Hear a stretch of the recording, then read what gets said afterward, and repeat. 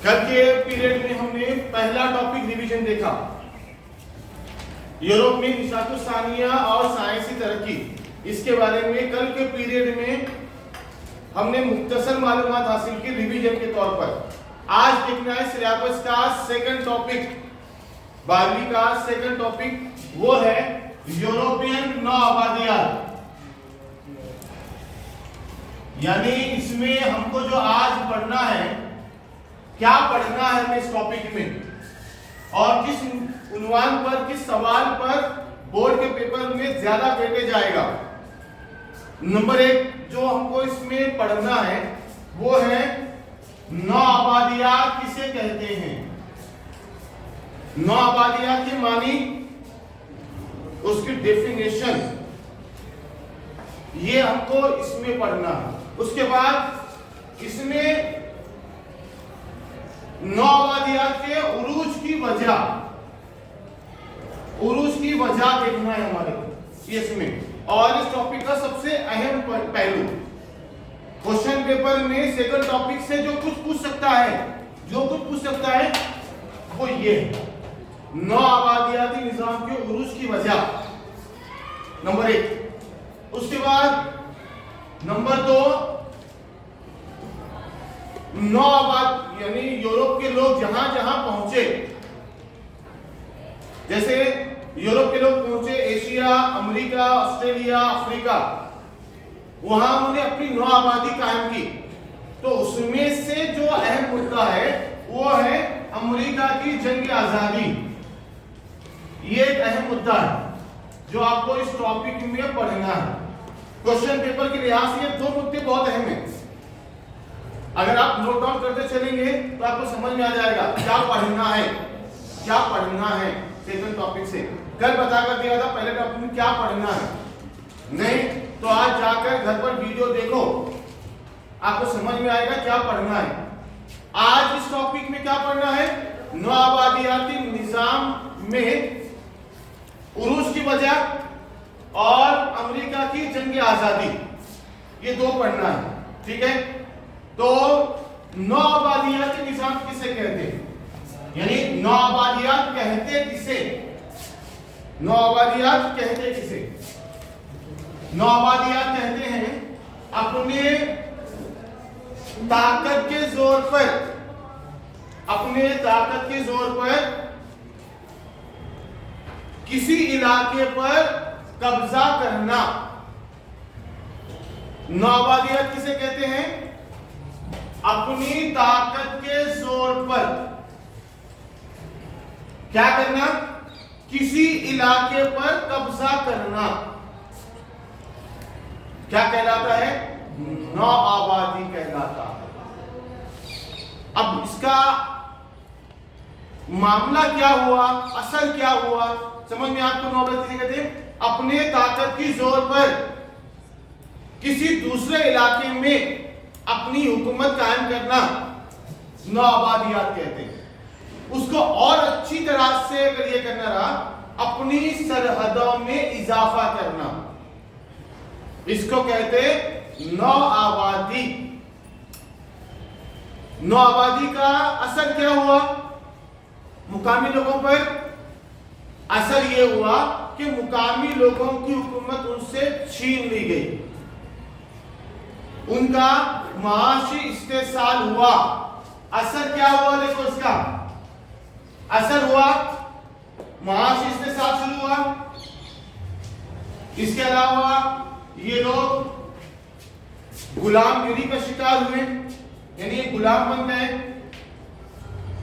इसके अलावा ये लोग इनमें एहसास से कमतरी का शिकार हुए, लोग एहसास से कमतरी का शिकार हुए।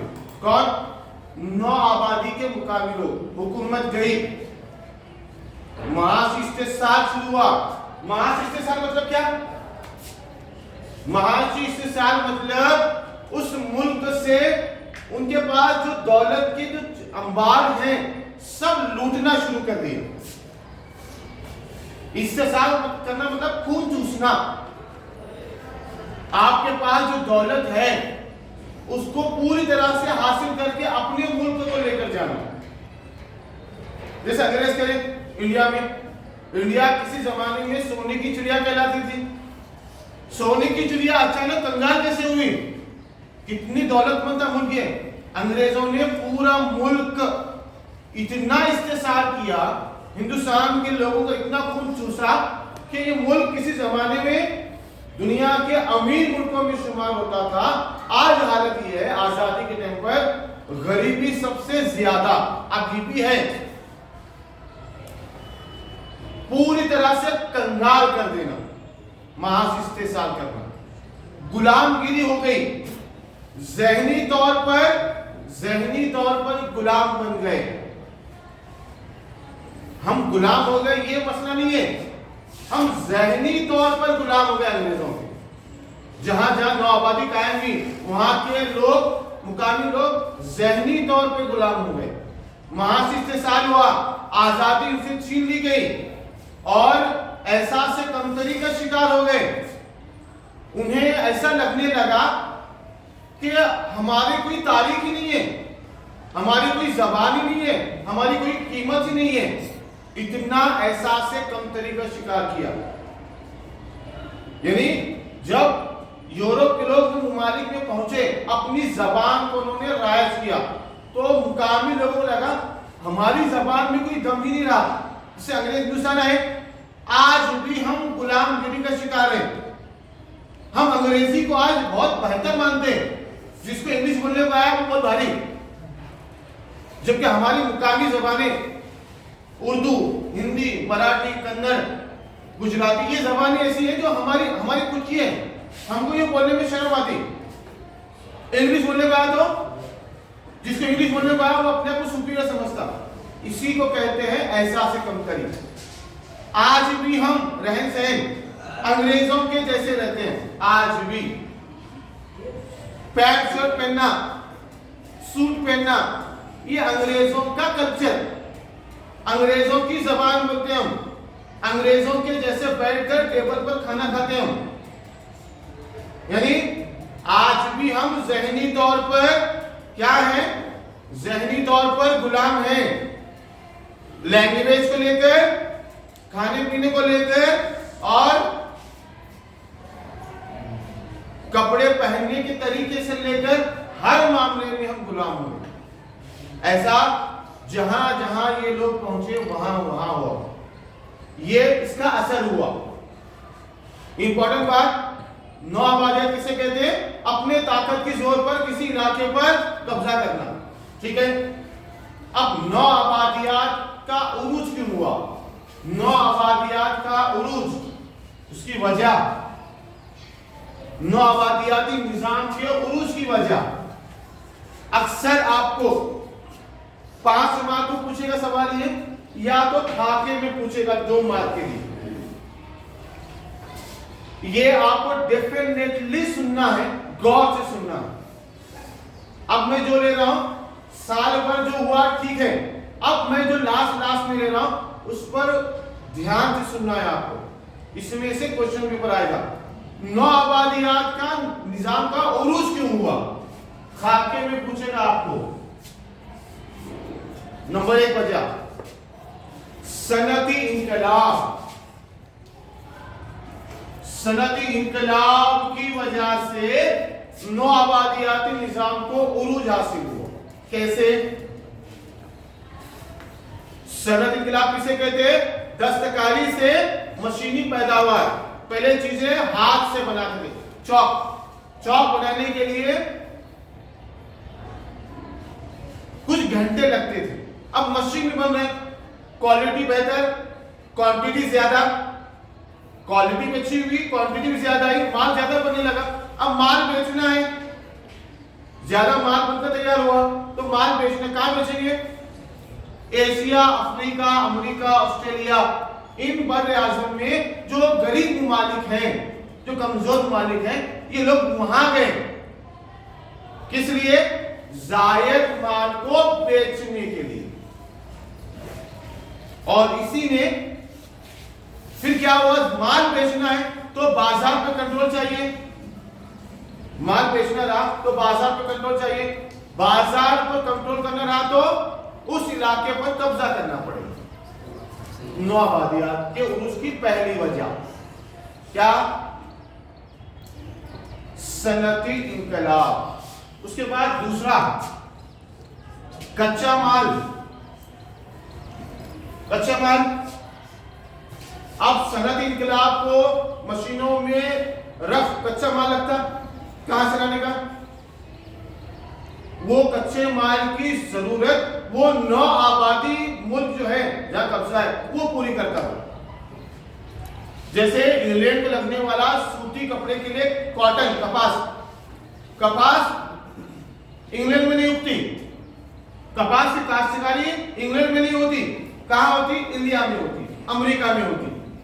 तो यहां से कम दामों में कपास को खरीदने का और इंग्लैंड लेकर जाने का, वहां वो कच्चे माल को प्रोसेस करके कपड़ा तैयार करने का।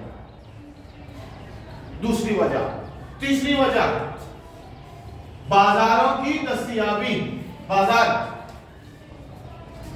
हासिल शुदा कच्चा माल, उससे माल तैयार हुआ। जैसे इंडिया से अमेरिका से कच्चा माल गया, कपास गई, मैनचेस्टर में और दूसरे ममालिक में क्या हुआ?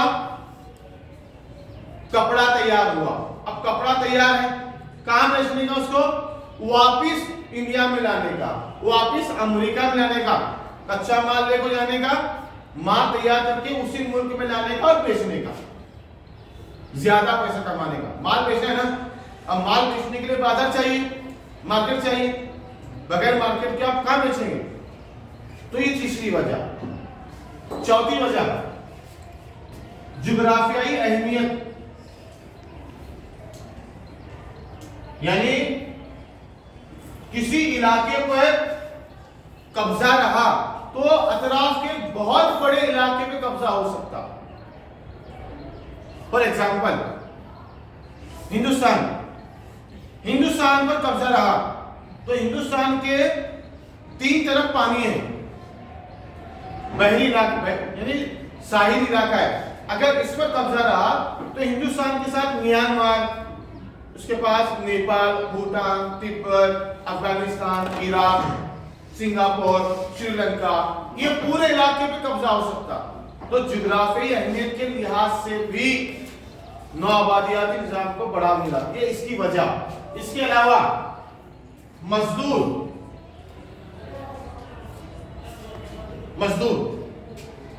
नौआबादियात में के लोगों को पकड़कर गुलाम बनाकर, अब यहाँ के लोग सस्ते दामों पर मेहनत करते हैं, पेमेंट कम लेते। इंडिया में, पाकिस्तान में पेमेंट कम लेते। तुमको मालूम होगा हमारे यहाँ लोग ज्यादा अरब ममालिक में जाते, गल्फ कंट्री में जाते काम करने के लिए। एसी टेक्नीशियन, फ्रिज बनाने वाले या कोई और काम करने वाले, उनको सऊदी में इसमें ज्यादा डिमांड है, क्योंकि वहां के मुकामी लोग ये काम नहीं करते हैं। यहां से बुलाते, वहां के लोग काम नहीं करते, उन कहते भी ज्यादा पेमेंट मांगता हूं। इंडिया के लोग कम पेमेंट मांगते हैं। अब यहाँ के लोग वहां जाने में उनको क्या लगता है, कुछ पगार बहुत मिल रही, लेकिन उनके लिहाज से बहुत कम रहती वो। अब सऊदी गए, सऊदी जाने के बाद 3000 रियाल पेमेंट रही महीने को, तो 3000 रियाल मतलब एक रियाल 22 रुपए का। अब 3000 रियाल मतलब 66,000 पेमेंट भी। तो यहां से लोगों से हाँ 66,000 पेमेंट, अरे अच्छी है। तो यहाँ 10-15 हजार मिली, वहां 66,000 मिली, जबकि वो उनके लिहाज से कम। तो उन सनतों में काम करने के लिए मजदूर चाहिए, और मजदूर कहां से मिले? नौआबादियात से मिले। ये वजह। इसके अलावा और एक बहुत इंपॉर्टेंट वजह, आला नस्ल का तसव्वुर, यानी खुद को सुपीरियर समझने का और ये बताने का कि हम इस नौआबादी के रहने वाले लोगों को हम सुधारने आए हैं। ये लोग क्या है, इनकी लैंग्वेज नहीं है, इनका कोई कल्चर नहीं है, इनको लिखना पढ़ना नहीं आता, इनको कपड़े पहनने का तरीका नहीं आता, इनको खाने पीने का तरीका नहीं आता। ये लोग क्या है, जंगली हैं, इनको रहन सहन नहीं मालूम। हम क्या कर रहे हैं, इनको इंसान बनाने आए हुए, हम इनको इंसान बना रहे हैं। ये सब जंगली लोग हैं, इन जंगली लोगों को हम क्या कर रहे हैं, इंसान बना रहे हैं, इंसान बना रहे हैं।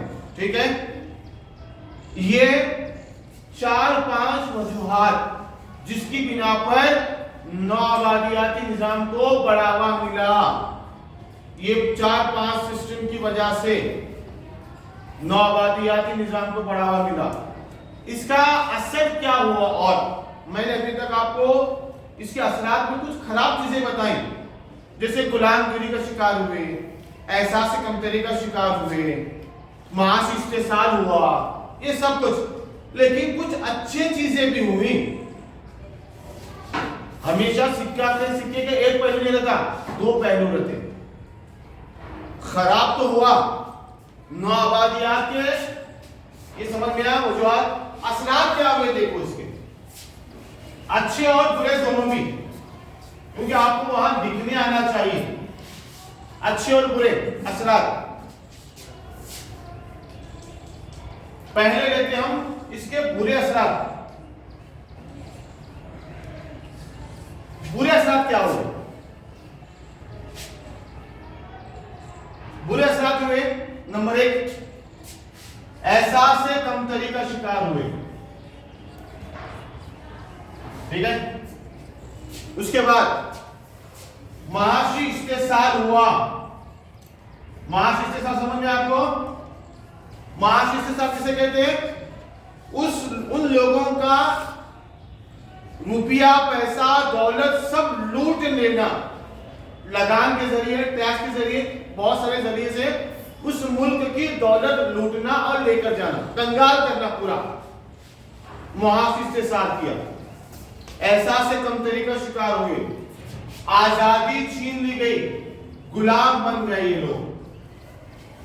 क्या हुए ये, गुलाम बन गए लोग। गरीबी का शिकार हुए, मुफलिसी का शिकार हुए, भूखमरी का शिकार हुए। सोने की चिड़िया कहे जाने वाला मुल्क एक जमाने में, जहांगीर के दौर की मिसाल देता हूं आपको, मुगल बादशाह सोने की चिड़िया थी। सोने की चिड़िया उसकी मिसाल तुजुक जहांगीरी में आया हुआ, पढ़ा है मैंने, तुजुक जहांगीरी, जहांगीर की लिखी किताब में क्या है, इसमें जहांगीर अकबर का बेटा, जलालुद्दीन मोहम्मद अकबर का बेटा नूरुद्दीन मोहम्मद सलीम जहांगीर, इसके दौर में दौलत की इतनी फराबानी थी कि अगर किसी मजलूम को, किसी शख्स को इंसाफ मांगना रहा तो उसके महल के दरवाजे के बाहर, जैसे ये रूम है, बालकनी है, बालकनी के बाहर एक बेल लगाते थे, घंटी जिसे बोलते हैं आप, स्कूल में कॉलेज में परेड होने के बाद बजाते हैं, वो घंटी लगाते थे। और उसकी जंजीर जो है वो जो महल है, उसका कैंपस है, जो दीवार है, कंपाउंड, उसके बाहर रहती थी। कोई भी शख्स आता, कभी उसको जरूरत पड़ी इंसाफ की, तो वो क्या करता, वो जंजीर हिलाकर बादशाह से मुखातिब होता, बादशाह से बात करता था। अब बड़ा मुद्दा ये नहीं है, बड़ा मुद्दा ये है वो जो जंजीर बनी हुई है घंटी, वो सोने की बनी हुई है, और जो जंजीर है जो बाहर जा रही, 200 फुट 300 फुट 500 फुट लंबी जंजीर जो है, जिसकी मोटाई इतनी बड़ी है, सोने का बना हुआ जंजीर। आप अंदाजा लगाओ, सोने की जंजीर, सोने की घंटी ऐसे ही है वो लटकी हुई, तो कितना मुल्क दौलतमंद था हमारा। शाहजहां ने जब ताजमहल बनाया, हम सफेद ताजमहल देखकर खुश होते हैं, कितना खूबसूरत है ना। 7 अजूबों में से एक ताजमहल, हम देखकर खुश हो जाए, कितना खूबसूरत है ताजमहल। आप इमेजिन करो, अगर उसमें सोना, जो आयत लिखी हुई है, शाहजहां ने उस सफेद संगमरमर में सोने के इसमें वो चीजें, सोना पिघलाकर उस आयतों में जड़ दिया था, हीरे जवाहिरात थे, हीरे जवाहिरात थे उसमें, और गोल्ड था उसमें, गोल्ड। आप इमेजिन करो, सफेद में गोल्ड, कितना ज्यादा खूबसूरत था उस वक्त, नजर आता होगा। हम आज खाली सफेद पत्थर का देखकर खुश हो रहे, वाह कितना बढ़िया। इमेजिन करो आप, हीरे जवाहरात और वो कुरान की आयतों में सोना पिघलाकर डाला हुआ था। कितना खूबसूरत, सोने की चिड़िया, कितनी दौलत है ये। इमारत पे ऐसे लगा दिए गए। और आज आपके घर में कोई 2 तोले सोना लेकर आता या 3 तोले सोना लेकर आए, क्या करते? छुपा बुलाते, सलाते, कपाट खोलते, वो अंदर खोलते, ड्रॉ खोलते, वो रखते अंदर, तो इसको लॉक करते, फिर ये इसको बंद करते, इसको लॉक करके चाबी रखते, छुपा को रखते गोल्ड। वो खुला रख ले, कितना नहीं, बराबर ना। कोई भी धंधे, कितना भी दौलतमंद धंधे आज गोल्ड को ऐसा नहीं रखता, उन्हें कपाट में रखते, अंदर लॉक कर दो, बराबर है। ऐसा पड़े उस जमाने में। तो अंग्रेज जब आए, क्या किया उन्होंने? महाशिष्ट के साथ किया, लूटा। क्या हुआ? गुलाम बनाए गए, मुफलसी शिकार हुए, मुफलसी भी भूखमरी का शिकार हुए। ये कुछ खामियां थी, बुराइयां, पूरा कंगाल हुआ देश। ऐसा इंडिया नहीं हुआ। यूरोप के लोग जहां जहां पहुंचे, कौन कौन पहुंचे? फ्रांस, जर्मनी, पुर्तगाल, अंग्रेज, पोलैंड, डच, ये लोग जहां जहां पहुंचे सिर्फ अपने मुल्क के बारे में सोचे। जहां हुकूमत कायम की, उस मुल्क को पूरा लूटा हुआ। अब इंडिया की मिसाल अभी जो बताया आपने, ये तो हुए बुरे असरात, लेकिन कुछ अच्छे भी हुए। ऐसा नहीं कि सिर्फ बुरे हुए। सिक्के के, कॉइन के हमेशा 2 पहलू होते हैं, 2 होते हैं, एक नहीं रहता, 2 रहते हैं। बहुत इंपॉर्टेंट सेशन है, मैं जो ले रहा हूं बहुत इंपॉर्टेंट है। 5 मार्क के लिए सवाल पूछेगा, डबल डबल हो रहा। तुम्हारा नंबर कहीं भी आने दो, कहीं भी आने दो। जिस दिन पेपर रहा, मेरे ये रिवीजन के टॉपिक देखो, पढ़ो, सबक पढ़ो, किताब पढ़ो और एक वीडियो देखो, इंशाल्लाह आपको याद आ जाएगा वहां पर। लेकिन सुनना है अभी। जो लोग ऑनलाइन बैठे हुए हैं, जो बाद में देखने वाले हैं, और आप लोग जो सामने बैठे हुए हैं, आपका इंपॉर्टेंट है। ऐसा नहीं कि मैं यहां पढ़ा रहा हूं, वो बच्चे जो वीडियो देखकर पास हो रहे और मेरे बच्चे नहीं पढ़ेगा, तो बड़े शर्म की बात है मेरे लिए। हम क्लासरूम में आराम करने के लिए नहीं आए हुए, ये मेहनत के दिन है। कर मेहनत, खा नेमत। कामयाबी मेहनत मांगती है, कामयाबी मेहनत मांगती है। ये उम्र के 16 साल से उम्र के 25 साल, ये 9 साल, 7, 8, 9 साल तुम मेहनत को दबाकर 25 साल के बाद आप बैठ के खाएंगे। ये दावा है मेरा। ये आराम के दिन नहीं है, ये सोने के दिन नहीं है, ये मेहनत के दिन है। सर्दी बुखार कुछ भी होंगे, मेहनत करो। ये 7-8 साल तुम मेहनत करो दबाकर, 25 साल के बाद इंशाल्लाह बैठ के खाना खाएंगे दबाकर। लेकिन मेहनत अब करना है, अब दिन शुरू हो गया, यहां से रुकना नहीं है। क्लास में आकर बैठेंगे तो नहीं हासिल है। टॉपिक की तरफ आते हैं। ये तो हुए बुरे असरात, जरा उसके अच्छे असरात भी देखो जरा। अच्छे असरात भी हुए हैं कुछ। अच्छे असरात क्या हुए? अच्छे असरात ये हुए कि वहां के लोग मगरबी तालीम से आरास्ता हुए, मगरबी तालीम की शुरुआत हुई। इस मगरबी तालीम ने उन्हें आजादी, मसावात, भाईचारा और इखवत, इन उसूलों को पढ़ाया, सिखाया। जो पुरानी जो रिवायतें थी, पहले इल्म कैसा था? याद करते थे, याद करते थे। आज भी हम मदरसे जाते हैं, याद करते हैं, कुरान शरीफ हम याद करते हैं, समझते नहीं हैं। हमारे यहाँ जो तालीमी निजाम है, हम लोग कुरान शरीफ तो पढ़ते हैं, रट्टा मारते हैं, लेकिन क्या लिखा है नहीं आता, नहीं समझ में आता, हम सीखते नहीं। ये हमारे यहाँ का रिवायती तालीमी निजाम, यूरोपियन लोग नया सिस्टम लेकर आए समझने का, सोचना और समझना, ये नया लेकर आए, जिससे क्या मालूम हुआ आजादी किसे कहते, आजादी की क्या अहमियत है, मसावात बराबरी किसे कहते, भाईचारा और इज्जत किसे कहते। अब आपको इस बात का एहसास नहीं है कि अगर हम कॉलेज में बैठकर भी पढ़ाई नहीं कर रहे, हमारा क्या नुकसान होगा, हम उससे ना वाकिफ हैं। अभी ठोकर लगी नहीं, हमारे लगने वाली है अनकरीब, अनकरीब लगने वाली है पापन साहब, बहुत जल्द लगने वाली है। यहां जितने लोग बैठे जल्दी समझ जाओ, ठीक है, ये अच्छे असरात में। उसके बाद अगला मुद्दा जो आपको इस टॉपिक में पढ़ना है, जिस पर आपके क्वेश्चन आ सकता है, वो है अमेरिका की जंग आजादी। क्योंकि इस टॉपिक को पूरा कवर करना पॉसिबल नहीं है रिवीजन में, जो इंपॉर्टेंट है मैं वो ले रहा हूं, अमेरिका की जंग आजादी। दूसरा मुद्दा, अमेरिका की जंग आजादी आप किताब निकालकर और नोट्स निकालकर पढ़ेंगे एक मर्तबा।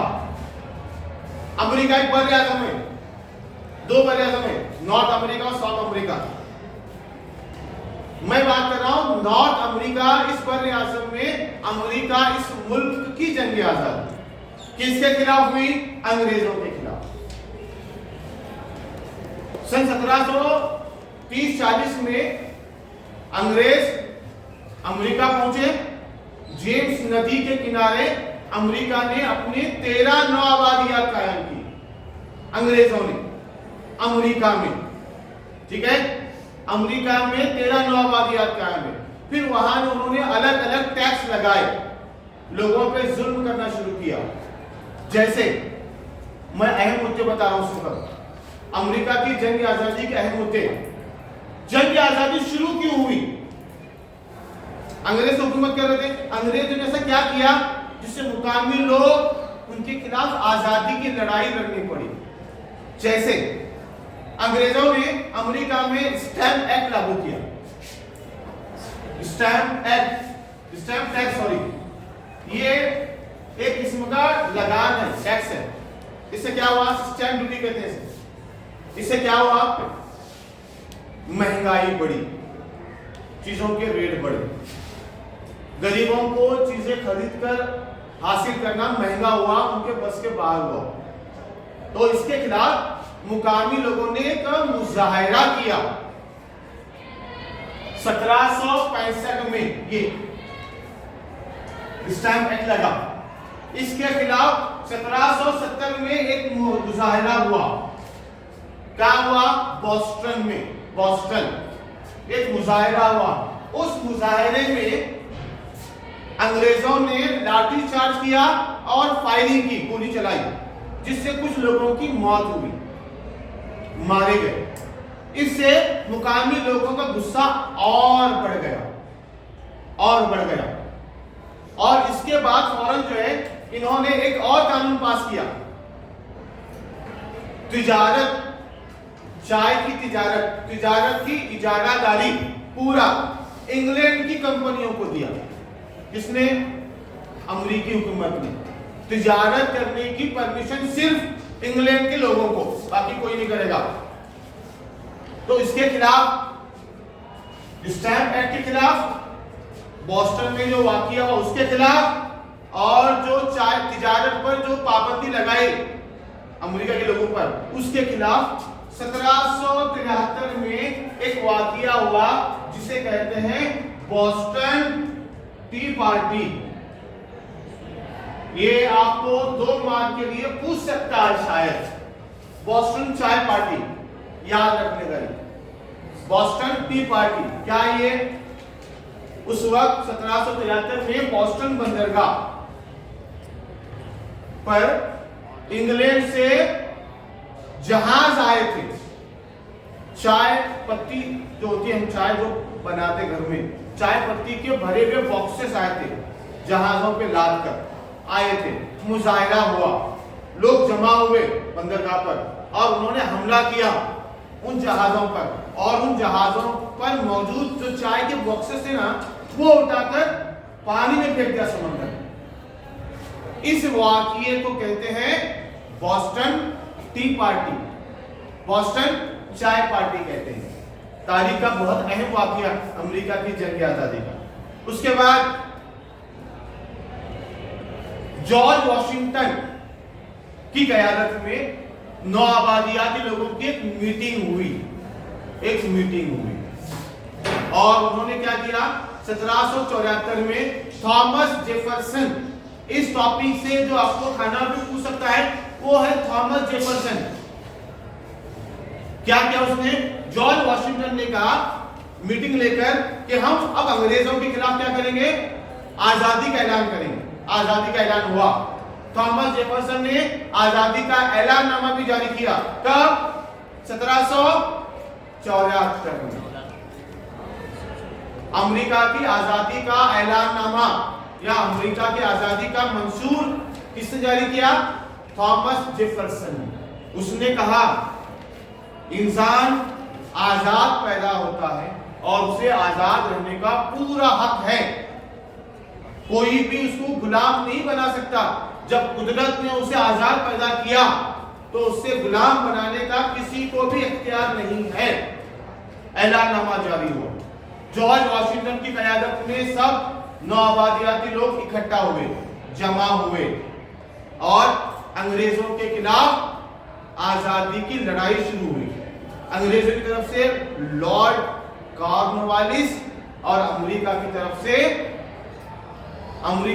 से जॉर्ज वॉशिंगटन, दोनों फौजें आमने सामने हुई।